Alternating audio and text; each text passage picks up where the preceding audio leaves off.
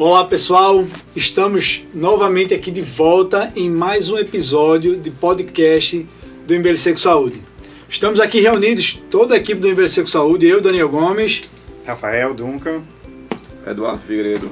E dessa vez a gente vai falar sobre um assunto, olha, de extrema importância para todo profissional de saúde que lida com idoso, ou se você é idoso ou tem algum idoso na família, que é depressão nos idosos, tá?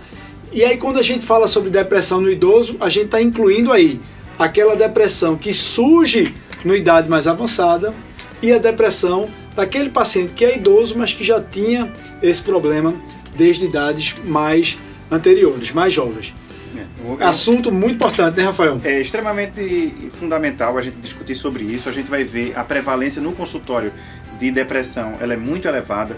E o impacto na qualidade de vida e na quantidade de vida também é significativo.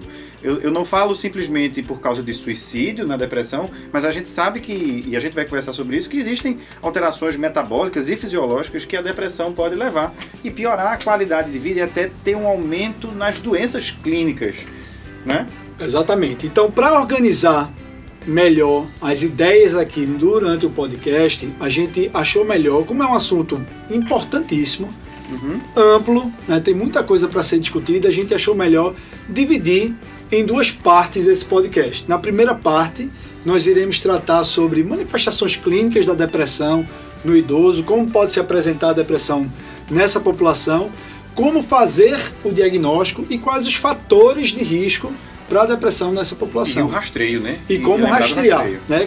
Quando a gente pensar e como dar o diagnóstico. E na segunda parte, a gente reservou uma segunda parte apenas para tratamento, né? A gente vai falar de tratamento medicamentoso e não medicamentoso da depressão. Beleza? Acho bom. Bom, então vamos lá. Primeiro de tudo, por que é importante a gente estar falando sobre depressão, né? Depressão é o transtorno mental mais comum na população idosa. É mais comum do que ansiedade, do que transtornos psicóticos. Então é um problema muito comum. E está associado, né, Rafa, como você estava dizendo, a desfechos negativos, né? Desfechos negativos, exato. Até existem algumas séries que mostram que até 20% das pessoas vão apresentar depressão em algum momento da vida. Então veja, 20%, um quinto da população mundial. Então é uma coisa realmente significativa. A gente precisa estar muito atento. E como eu estava falando, a gente não tem depressão, não é só tristeza, não é só você que não quer fazer nada e vamos lá, você vai morrer com 100 anos esperando a morte chegar. Não é bem assim. Quando a gente tem depressão, a gente começa a ter algumas alterações fisiológicas, talvez até relacionadas com a fisiopatologia da doença de fato, que você aumenta a prevalência de doenças cardiovasculares, você aumenta o risco de você vir a morrer por alguma doença propriamente dita clínica, palpável assim. Sabe? Então tem vários estudos mostrando que depressão é um fator de risco para o surgimento, para a eclosão de várias doenças crônicas. Então, AVC, infarto, depressão aumenta a chance de um indivíduo vir a morrer, né? Exato. Importantíssimo, já aqui no começo, a gente colocar e desmistificar talvez um pouco que depressão não é uma consequência natural do envelhecimento. Tá muito vozinho, meu Deus, 90 tá triste, mas isso deve ser da idade, porque né? 90 anos também, o cara tem que ficar triste. Triste, né? Não, então, assim, primeiro a gente precisa desmistificar isso, porque a prevalência de depressão em idosos saudáveis, chega a ser menor do que a prevalência de depressão na população geral. Exato. Né? Você veja, esses pacientes mais idosos que estão em comunidade e vivem bem, às vezes eles têm a sensação de dever cumprido. Sabe, às vezes eu pergunto isso para os pacientes, eu digo, o senhor é feliz? Como é que está a sua vida? Eu sou muito feliz, doutor, eu vivi bem, minha vida foi maravilhosa, tenho meus filhos que gostam de mim, que cuidam de mim, eu tenho minha autonomia, eu tenho minha independência, tenho poucas doenças, sabe? Então, e conseguem viver bem. Exato, então, e tem estudos, inclusive, que mostram que a idade em que a pessoa é mais feliz é em torno de 70 anos. Exato, eu me lembro desse estudo, né? Exato. Agora a gente está falando da prevalência entre idosos saudáveis. Porém, a gente sabe que a faixa etária dos idosos tem maior prevalência de doenças crônicas, de comorbidades e de incapacidades. Se a gente analisa essa parcela dos idosos com multimorbidades, com incapacidades, com doenças como demência, por exemplo, doença de Parkinson, aí sim, a prevalência se torna maior nessa população idosa com doenças. Uma pessoa jovem, ela pode ter doenças. Normalmente são poucas, né? Você vai ter ali uma, talvez, que se resolve com um remédio ou dois. Mas a partir do momento que você tem ali 60, 70, 80, 90 anos de história, você tem muito mais oportunidade de adoecer. E você vai juntando aquelas comorbidades, vai juntando tudo aquilo, vai gerar em você uma perda de funcionalidade, muitas vezes. Você vai estar muito suscetível a perder sua independência, perder sua autonomia, vai tendo dificuldade para realizar tarefas que você antes realizava com mais facilidade, e isso é um fator desencadeante de depressão. Então, outros eventos que acontecem durante nessa fase da vida, como por exemplo, perda de um ente querido, perde o cônjuge, né? Se aposenta. A aposentadoria, meu Deus. Aposentadoria, então a viuvez, né, como a gente falou, o surgimento de déficits sensoriais, como problemas na visão, problemas na audição, né, dores, né, doenças como artrose, que trazem dor, isso aumenta a chance de um indivíduo desenvolver depressão. Doenças comuns nessa faixa etária, como diabetes, por exemplo. A gente sabe que, por exemplo, diabetes, algumas doenças têm um fluxo, uma relação bidirecional com depressão, né? Depressão aumenta a chance de algumas doenças, e algumas doenças aumentam a chance de depressão, como por exemplo diabetes. Exato. Você falou de aposentadoria, eu coloco nas minhas hipóteses lá, quando eu estou atendendo um paciente aposentado. Porque às vezes isso pode ser ruim, mas nem sempre. Eu tenho alguns pacientes que, quando se aposentaram, entraram numa nova fase da vida e encararam aquele momento ali como uma oportunidade de desenvolver habilidades que antes não tinham. Aprender um novo idioma, fazer arte, sabe? Eu tenho um paciente que abre um ateliê quando se aposentou. E isso faz com que você fuja dessa possibilidade de ter depressão. Mas tem outras pessoas não, que viveram a vida para aquilo ali e não se programaram, não fizeram uma poupança com uma habilidade extra, e você se vê sem ter o que fazer. Sexta-feira você trabalhava até tarde, segunda-feira você não tem o que fazer. Acho que inclusive esse tema aposentadoria é tão importante que já está na nossa lista aqui dos próximos, de algum podcast futuro, a gente falar só sobre aposentadoria e relação disso. Esse vai ser bom. Né? Outra coisa muito importante e que não tem muito a ver com a fisiopatologia, mas uma pessoa que tem depressão, ela tem falhas no autocuidado. A partir do momento que você não tem um bom autocuidado, você não consegue gerir bem a doença que você tem. Sei lá, você tem ali uma hipertensão, doença simples, que você toma 2 comprimidos por dia, mas aí você está com depressão, você não quer cuidar daquilo e vai gerar um descontrole da sua pressão, daí você pode evoluir para um AVC e vai ter um infarto, sei lá. E ou seja, o problema é que uma pessoa deprimida, ela adere menos ao tratamento das outras doenças. Né? Isso é mais um problema. E apesar da gente ter dito aqui todos esses problemas relacionados à depressão no idoso, infelizmente, a depressão no idoso continua sendo subdiagnosticada. Então, e por que isso?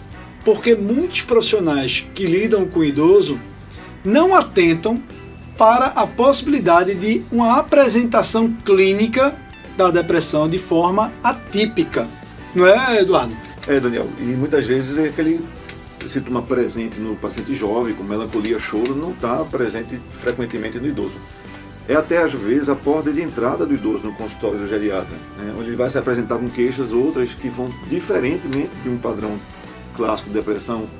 Ele vem com manifestações outras que não são as caracteristicamente diagnóstico de depressão. Então muitas vezes aqueles sintomas de melancolia, choro fácil, que a gente vê muito na depressão de um indivíduo mais jovem, muitas vezes esses sintomas, pelo menos num primeiro momento, não estão presentes.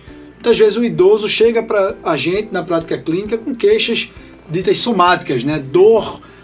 Queixas de dor com frequência, sensação de exaustão, de falta de energia. Muitas vezes é assim que a depressão se apresenta para a gente no dia a dia, na prática clínica do idoso. Exato. E a gente, inclusive, existe até um preconceito quando você está ali atendendo um paciente que se queixa disso, se queixa daquele outro, não sei o que, o pessoal coloca, às vezes, poliqueixoso.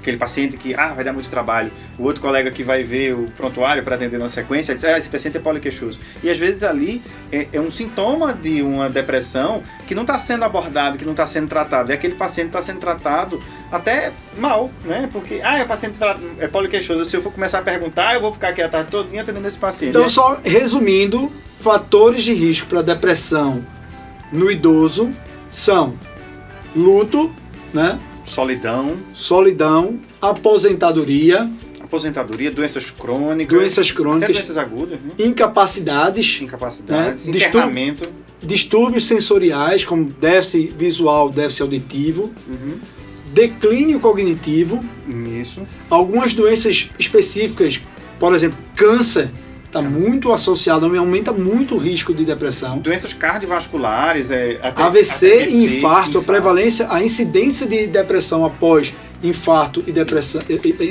e AVC. Endocrinopatias, né? Hipotireoidismo, entre elas a principal. Hipotireoidismo, sem dúvida. Deficiência de vitamina B12. Isso. Né? Entre as doenças endócrinas, ainda falando, insuficiência adrenal. Eita, importante falar. Adrenal, boa. Né? Então, multimorbidades, ter muitas doenças ao mesmo tempo. Estados carenciais, assim, desnutrição e tal. Perfeito. Então todos esses são reconhecidos fatores de risco para depressão. Além de suporte social inadequado, né? Importante fator de risco. É isso aí. Então assim, a gente tem que lembrar sempre do diagnóstico precoce, o diagnóstico preciso, e não simplesmente a gente deixar para lá, passar aquele paciente ali que muitas vezes tem uma doença manifesta e a gente não consegue entender aquilo como uma doença, né? Então, assim, e como é que o paciente idoso com depressão pode chegar para a gente? Qual é a apresentação clínica, os sintomas de depressão nessa faixa etária? Muito bem. Essa talvez seja a parte mais importante desse podcast, porque ele vai chegar pra gente e a gente tem que estar atento para isso. A gente tem que, inclusive, oportunizar durante a consulta aquele momento em que a gente vai abordar esse tema, porque ele vai dizer pra gente alguma coisa, que é isso que a gente vai discutir agora. Que coisa é essa que ele vai dizer? Então a gente tem que oportunizar durante a entrevista, para que nesse momento ele fale pra gente. Muitas vezes ele não vai estar confiando na gente ainda. Talvez ele chegou ali dizendo que estava com a dor no pé, para saber se você era um bom médico, para saber se você vai ter empatia com ele, para daí então você conseguir abordar. Aí ele vai começar a dizer as coisas dele. Quais seriam? Na grande maioria das vezes, o paciente idoso não chega pra gente com o diagnóstico escrito na testa de que tem depressão. Não chega. O que eu quero dizer com isso é que muitas vezes ele não chega pra gente com os sintomas clássicos de depressão da depressão no jovem, né? Como melancolia, choro fácil. Isso pode estar presente, mas muitas vezes não está presente. Exato. E muitas vezes o paciente idoso com depressão chega para a gente com sintomas físicos, né? Sintomas somáticos, como por exemplo dor. Né? Exato. Muitas vezes uma dor inexplicada, muitas vezes está ali presente por conta de uma depressão. Então, recorrência de atendimento também, né? O paciente idoso que vive procurando aquele consultório médico com queixas, às vezes iguais ou recorrentes, que você não consegue solucionar. Às vezes queixas vagas sem uma causa óbvia. Né? Exato. Você fica ali meio sem entender. Eu acho que aí talvez uma grande diferença do consultório de geriatra, e aí vem aqui a orientação para que o clínico também adapte e adote essas condutas, são as ferramentas de pesquisa de depressão. Importante, muitas vezes o idoso não vai verbalizar, manifestar logo de imediato esses sintomas de depressão, e a gente precisa perguntar ativamente, fazer um rastreio de depressão no idoso. Exato. Né? Então, assim, ainda nos sintomas, quais seriam os dois principais sintomas? Eu quero ouvir. Os dois principais sintomas que a gente vai ter, que vai levantar aquela bandeira chamados vermelha. De sintomas cardinais ou sintomas centrais da depressão. Olha, se a gente tiver que sair desse podcast aqui, dessa discussão, com uma informação que seja essa, talvez a mais importante. Então, para ter depressão, o paciente tem que ter pelo menos um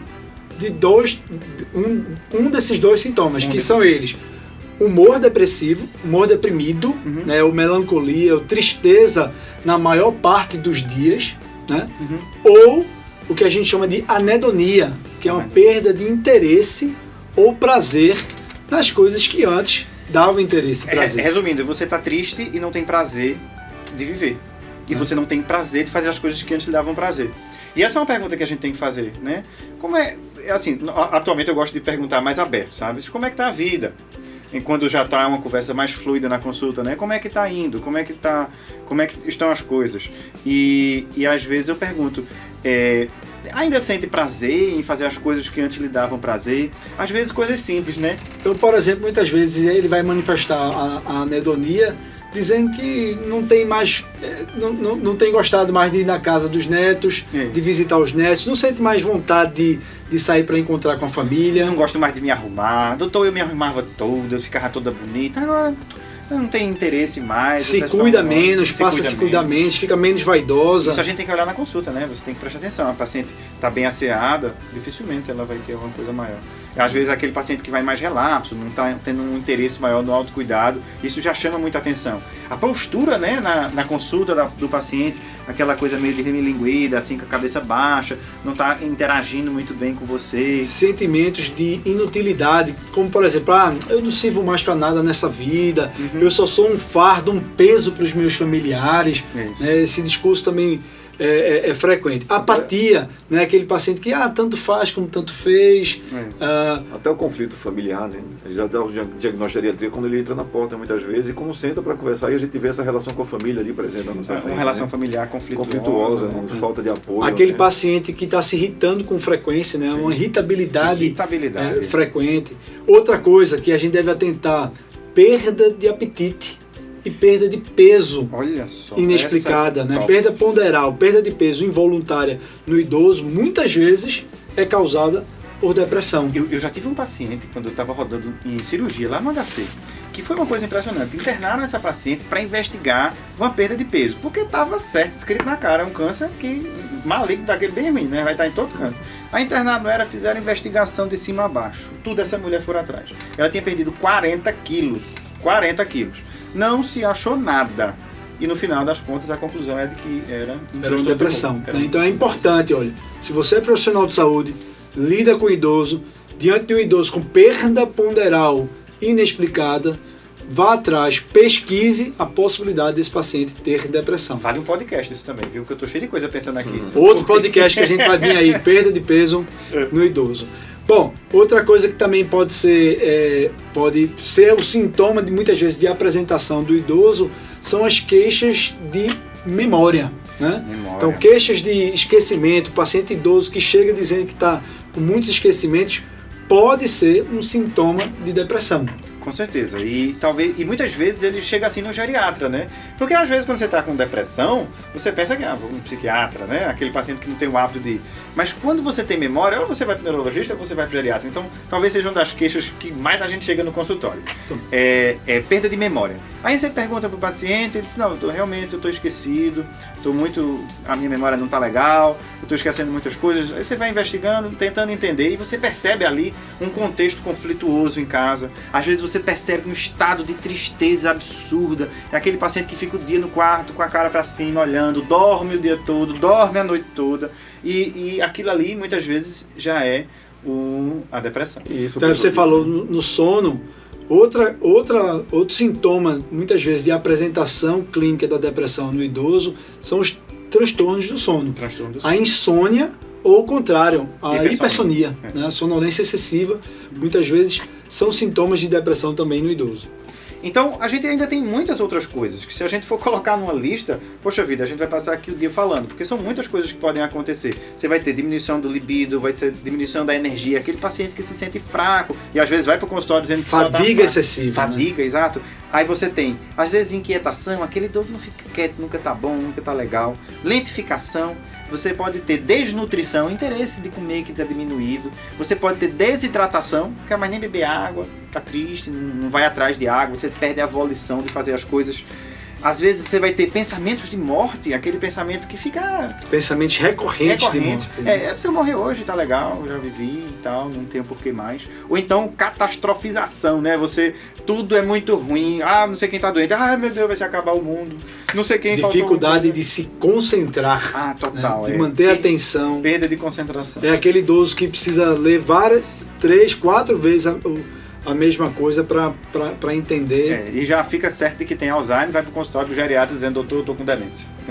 Muito comum, queixa de esquecimento como sendo o sintoma inicial, muitas vezes, ou pelo menos o sintoma que leva o idoso com depressão a uma consulta médica. Bom, então a gente falou sobre prevalência, a importância da depressão, falamos até aqui sobre os fatores de risco para a depressão, Já falamos sobre a apresentação clínica, os sintomas de depressão nessa faixa etária, mas e o diagnóstico? Como é que a gente dá realmente o diagnóstico de depressão no idoso, Rafael? Lembrando que a gente tem aqueles 2 critérios maiores, né? O humor deprimido e a anedonia, que é a falta de prazer. Estando um deles presente, ou os 2 talvez, a gente vai partir então para os outros sintomas. A gente tem mais 9 em que a gente vai ali pontuar a presença deles ou não. A partir do momento que a gente tem mais 5 deles, a gente tem o diagnóstico de depressão unipolar maior.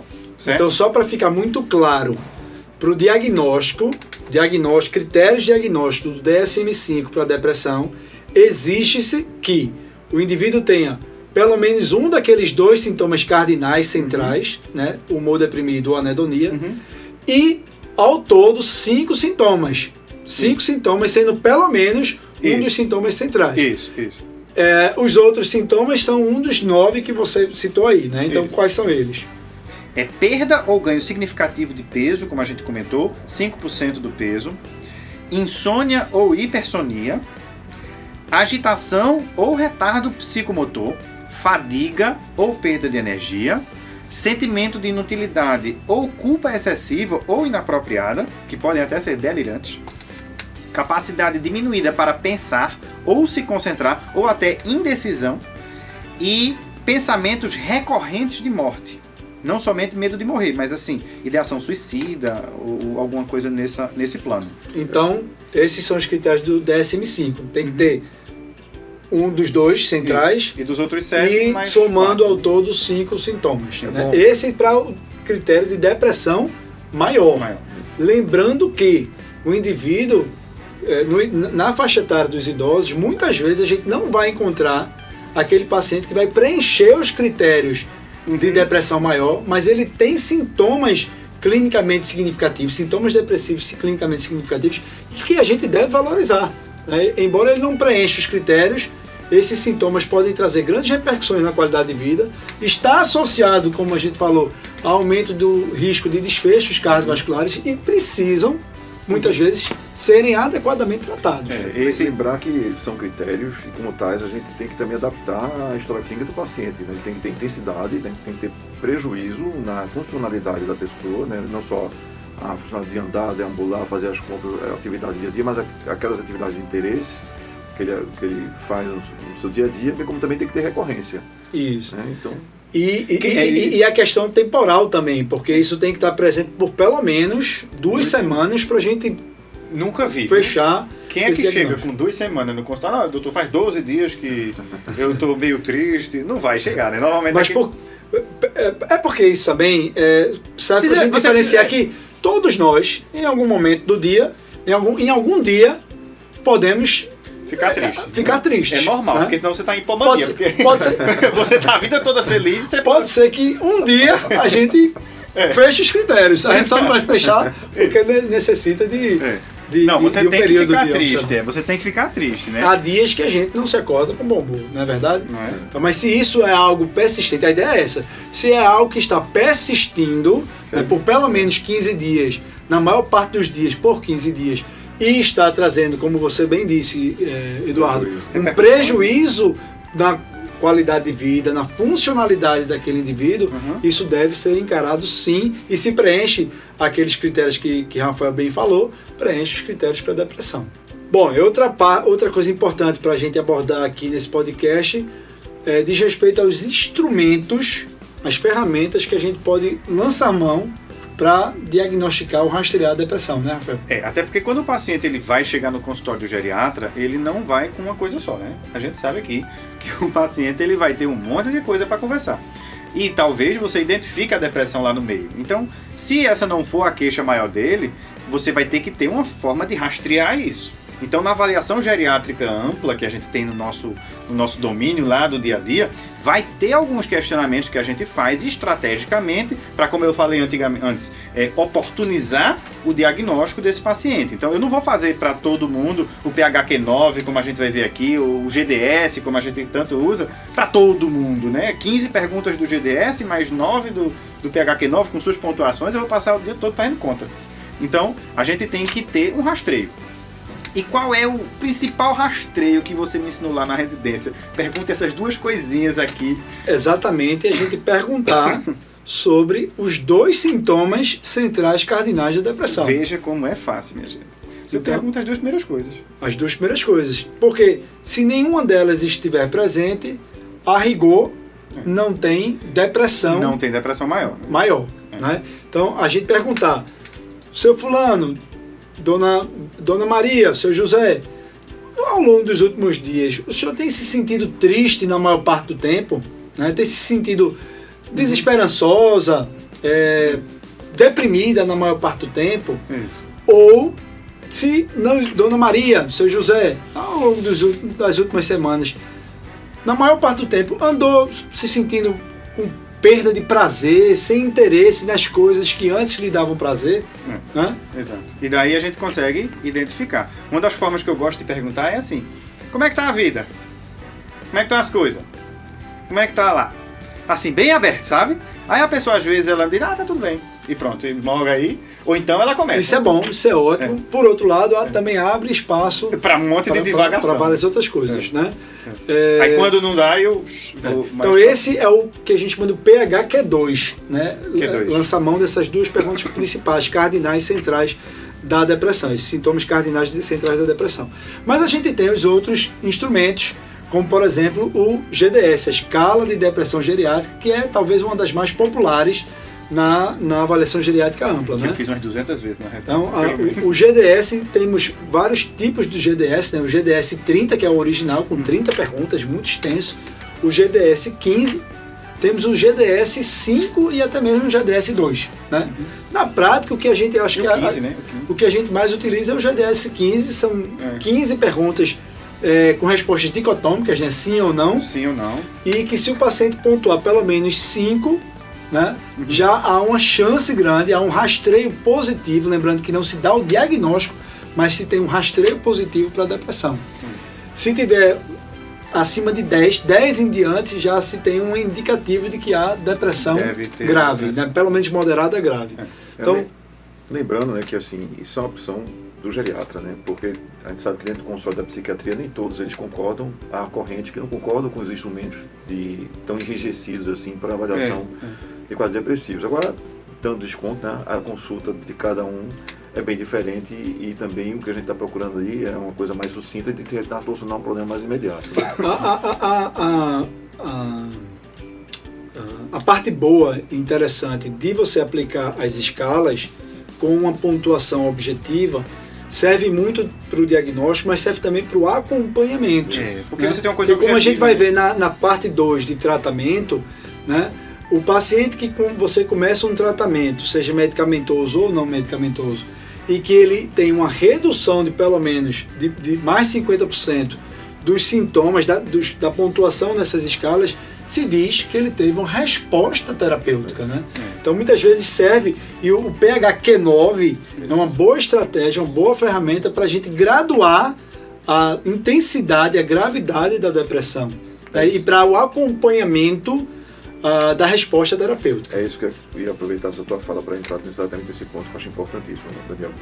É exatamente isso, né? A gente está dando 2 ferramentas aqui, o PHQ2, que é introdutório para que você possa aplicar um teste mais específico e maior com o PHQ9, como também nas escalas menores do GDS, e o GDS. E aí fica aquela dúvida, né? Qual é a escala que eu vou usar? Olha, a Sociedade Brasileira de Geriatria, ela usa dentro da AGA, que é o instrumento de avaliação do geriatra no consultório, o GDS. E o PHQ ele é um formulário feito de origem canadense, né? E o nome PHQ é uma forma de um inglês reduzido, né? Que é o Personal Health Questionnaire, que é uma coisa de origem do Canadá. E que eu acho bem interessante que você não inviabiliza você fazer os 2. Porque o GDS é uma pergunta direcionada feita pelo médico ao paciente. E o PHQ ele pode ser entregue ao paciente. Então, na hora que você está naquele... O próprio paciente preenche. E você não deve dar instruções específicas quando ele faz interrogações, porque tem que ser essa impressão que ele tem de como é que está essa parte psicológica, obviamente, que ele está ali apresentando. E aí, nesse sentido, na hora que você pode usar o artifício, no final da consulta, quando você começa a fazer a prescrição dos exames, entrega ao paciente o questionário para ele preencher, ele te devolver, já tendo você feito o GDS durante a consulta. E aí você fica com duas ferramentas que são intercambiáveis no sentido de diagnóstico. Bem como também, eu particularmente gosto muito mais do PHQ-9 para avaliação de desempenho à resposta terapêutica para o antidepressivo. É verdade, viu? Na residência ele ficava dizendo, vamos usar o PHQ-9, e a gente só o GDS. Ele Ok. PHQ-9. Bom, então a ideia tente, sempre que possível, toda avaliação de um paciente idoso, procurar rastrear depressão, se possível utilizando alguma ferramenta, algum instrumento de rastreio, né? Que pode ser o GDS, pode ser o PHQ-2, pode lançar mão do instrumento diagnóstico do PHQ-9. Bom, então basicamente é isso. E aí vem uma pergunta, que a gente vê aqui que a sensibilidade e especificidade do PHQ-9 é de 88% a 85%, certo? Respectivamente. E quando é negativo? E você ainda tem aquela sensação de que não satisfez em relação à resposta de que o paciente realmente tem ali uma presença de depressão com critérios menores que torna a vida até mais difícil o diagnóstico. Mas é aí que tá, o paciente pode não preencher, pontuar o suficiente para ter um diagnóstico de depressão maior, mas ele pode ter sintomas depressivos clinicamente significativos, que Isso. merecem atenção. Isso, que aí é que eu quero chamar a atenção. A gente não deve também pura e simplesmente se tornar um mecanismo da ferramenta de screening. Que aí Exato. volta a questão de ter um grupo de psiquiatras que não adotam Que nem faz, né? Nem faz. Obviamente que eles o fazem numa entrevista de 2 horas. Durante a entrevista. É, ele exato. faz. Você, é Ele construído, não né? Você não para mecaniza. para fazer Diagnóstico aquilo. é construído. Ele não transforma isso num mecanismo. Isso. Ele faz de um construído, evoluído, de uma interlocução entre duas pessoas. Venhamos e convenhamos, parece muito mais fisiológico. Né? Perfeito. Ok. Então, para a gente amarrar só essa questão, que se der negativo e o profissional ainda sentir que tem presença de quadro depressivo Você ali, pode tratar. que ele possa também... Que ele não exclua a possibilidade de depressão. Perfeito. E nem deixe de tratar especificamente. Perfeito. Ok. Então, só para finalizar essa primeira parte de depressão, do nosso podcast Depressão, é importantíssimo a gente falar sobre suicídio no idoso, né, Rafael? Suicídio no idoso. Eu acho que essa é talvez uma das partes mais importantes. A gente precisa estar atento, porque esse tipo de evento pode diagnosticar aí uma depressão mais grave. E talvez seja uma das formas que a gente tem, dos eventos que a gente tem, atendendo um paciente que você sente que isso é possível, de você ter um internamento compulsório, né? E assim, é tão importante isso que idade avançada é um fator de risco para a ocorrência, para a tentativa de suicídio. De suicídio. Tá? E a letalidade É maior. da tentativa é muito maior nos idosos se comparado à população mais jovem. Os jovens tentam mais, mas a letalidade das tentativas É maior no idoso. é maior no idoso. 13% da população nos Estados Unidos ela é de idosos.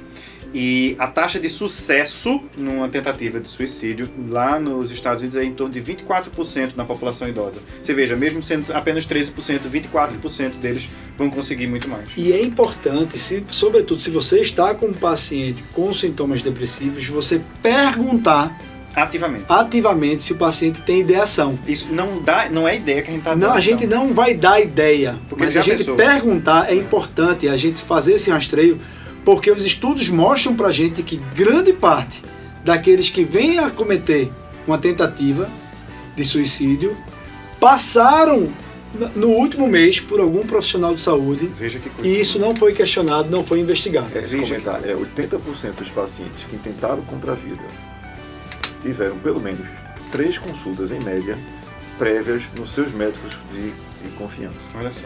Então eles estiveram no consultório por várias vezes, inclusive com as tarjas de poliqueixosos, e no fundo, era um paciente com quadro depressivo e que já estava ali em soma, uma ideação de tentar E que contra a muitas vida. vezes não foi reconhecido o diagnóstico de depressão e não foi, consequentemente, instituído o tratamento adequado. Exato. Senhores, Eu tenho uma coisa ainda que eu acho que a gente não pontuou antes e eu acho extremamente importante a gente falar. Muitas vezes a depressão, principalmente quando ela tem uma gravidade maior, ela pode vir associada com sintomas psicóticos.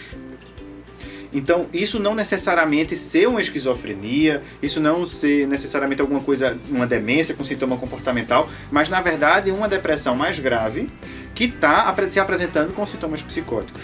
E às vezes a gente precisa lançar mão de medicações, que a gente vai falar na outra parte, eu sei, mas Perfeito, Rafa. Então, Rafael lembrou bem aí da depressão psicótica, né, que é a depressão que surge com sintomas psicóticos, como você bem colocou, que tem normalmente uma gravidade maior. Isso. E para fechar essa primeira parte do podcast, só para a gente falar aqui, relação entre depressão e demência, né? Uma relação bem complexa, né?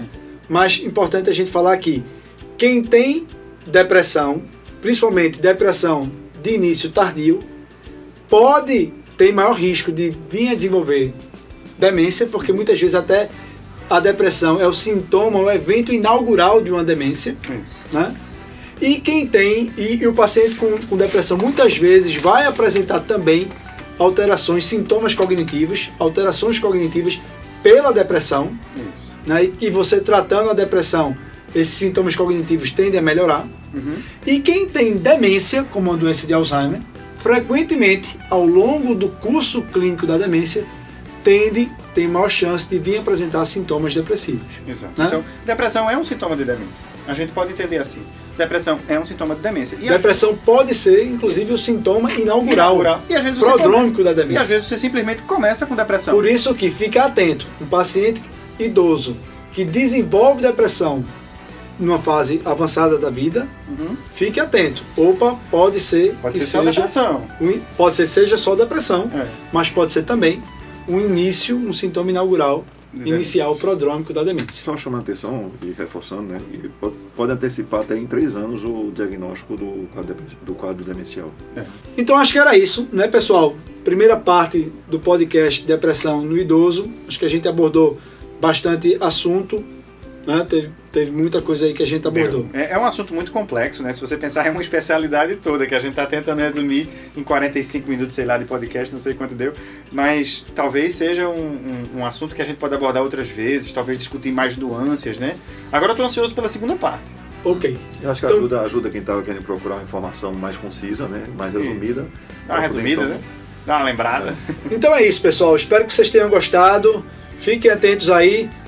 Logo em seguida, daqui a pouco, a gente põe no ar a parte 2, que nós iremos falar sobre tratamento de depressão nessa parte 2. Vai ser boa. Valeu, pessoal. Até mais, a gente se vê, um forte abraço.